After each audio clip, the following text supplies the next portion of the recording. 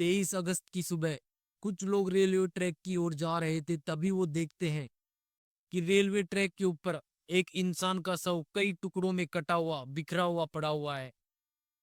पास जाकर देखते हैं, उसकी पहचान नहीं होती। देखते ही देखते पुलिस को सूचना दी जाती है।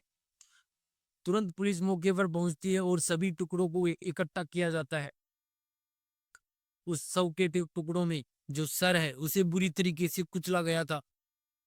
देखकर लगता था कि जैसे किसी ने शव की पहचान छुपाने के लिए ऐसा किया है या सबूतों को मिटाने के लिए ऐसा किया है। पुलिस अपनी तहकीकात शुरू करती है और आसपास में सभी से पूछताछ करती है, लेकिन पुलिस को वहां से कोई सुराग हाथ नहीं लगता।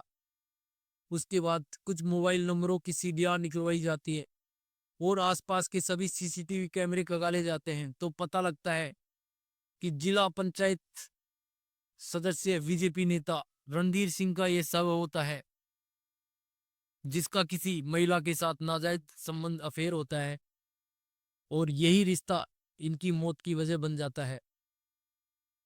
दरअसल किसी ने रणधीर सिंह की पहले हत्या की है और फिर उसके शव के टुकड़े कर उन्हें रेलवे ट्रैक पर बिछाया गया है ताकि यह हत्या एक आत्महत्या नजर आए। लेकिन वो कहते हैं ना कि कातिल कितना ही सातिल क्यों ना कहीं ऐसी गलती कर बैठता है। इस केस में भी कातिल ने दरअसल क्या गलती की और क्यों और कैसे रणधीर सिंह की हत्या की गई, इस वीडियो के माध्यम से हम यही जानने की कोशिश करेंगे। नमस्कार दोस्तों, मैं हूं युग बगड़िया और आज जो आपके लिए सच्ची घटना लेकर आया हूं, दरअसल यह सच्ची घटना उत्तर प्रदेश के प्रयागराज की है। प्रयागराज से पूर्व जिला पंचायत सदस्य रणधीर सिंह यादव, बीजेपी नेता, काफी प्रभावशाली नेता, जिनकी अपने एरिया में तूती बोलती है।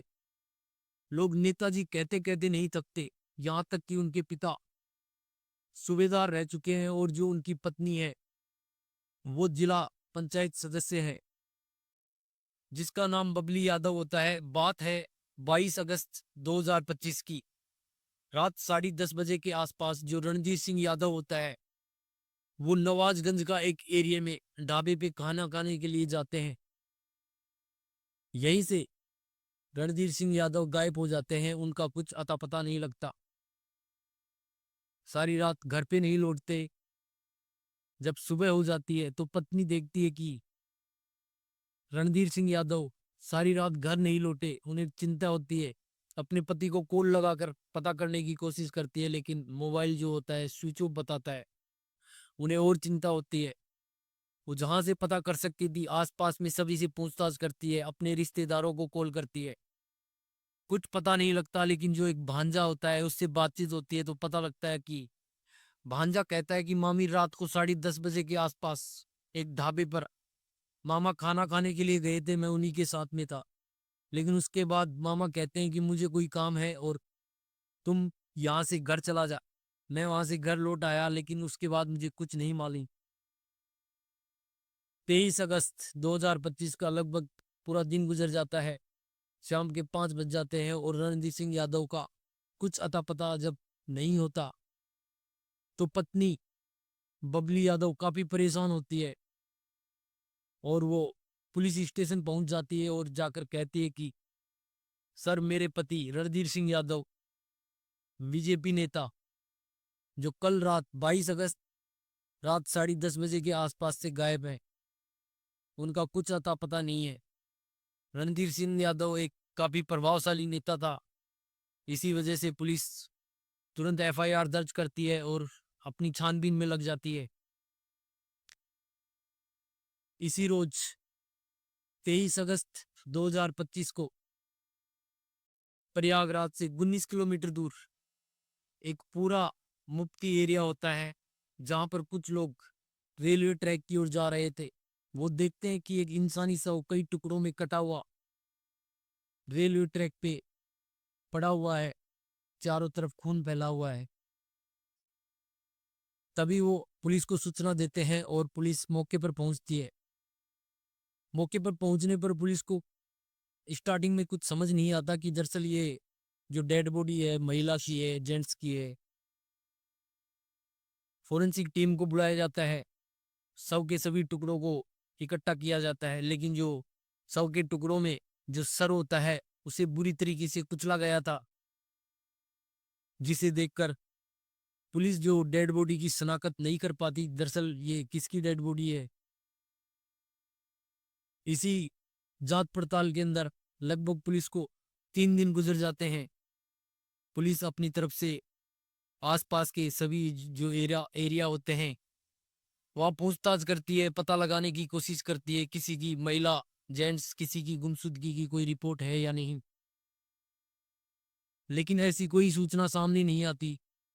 तब 3 दिन गुजर जाने के बाद 26 अगस्त 2025 को जो पुलिस के पास जो डेड बॉडी के टुकड़े होते हैं, पुलिस की टीम ही जब उनके पास कोई नहीं आता डेड बॉडी के बारे में पूछने वाला, ना ही पुलिस को कोई सुराग लगता, तो पुलिस की जो टीम होती है वो ही उस शव के टुकड़ों का अंतिम संस्कार कर देती है। जरा आप सोचिए, एक तरफ पत्नी है जो प्रयागराज के अंदर पुलिस स्टेशन में अपने पति की गुमशुदगी की रिपोर्ट दर्ज करवाती है, दूसरी तरफ उसके पति के शव के टुकड़ों का पुलिस के द्वारा अंतिम संस्कार कर दिया जाता है। दूसरी तरफ प्रयागराज की पुलिस रणधीर सिंह यादव की गुमशुदगी की जांच पड़ताल में लगी हुई है, लेकिन अब तक पुलिस के हाथ पूरी तरीके से खाली थे। अब पूछताछ में जो रणधीर सिंह की पत्नी होती है बबली यादव कहती है कि सर मुझे 2 लोगों के ऊपर डाउट है जो मेरे पति को किडनैप कर सकते हैं या उसे नुकसान पहुंचा सकते हैं। वो बताती है कि एक रवि सिंह और एक उत्तम कंपाउंडर जिसका नाम होता है उदय यादव।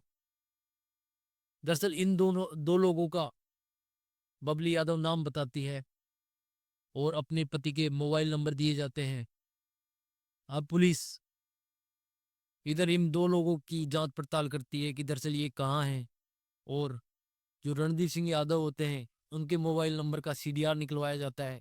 सीडीआर निकलवाने पे पता लगता है कि जो रणदीप सिंह यादव है अक्सर एक महिला से बातचीत किया करते हैं और उनकी काफी चैट किया करते हैं। इसी दौरान जांच पड़ताल को आगे बढ़ाया जाता है और भी कई थानों के अंदर इस सूचना को बताया जाता है।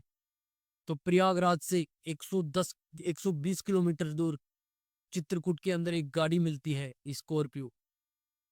जब इस गाड़ी की छानबीन की जाती है तो पता लगता है कि इसकी नंबर प्लेट जो है नकली है, और जब उस गाड़ी के अंदर और छानबीन की जाती है जो चीजें मिलती हैं और जो गाड़ी के चेसिस नंबर होते हैं उनसे पता लगता है कि ये गाड़ी जो गुमशुद रणधीर सिंह यादव नेताजी हैं उन्हीं की गाड़ी है।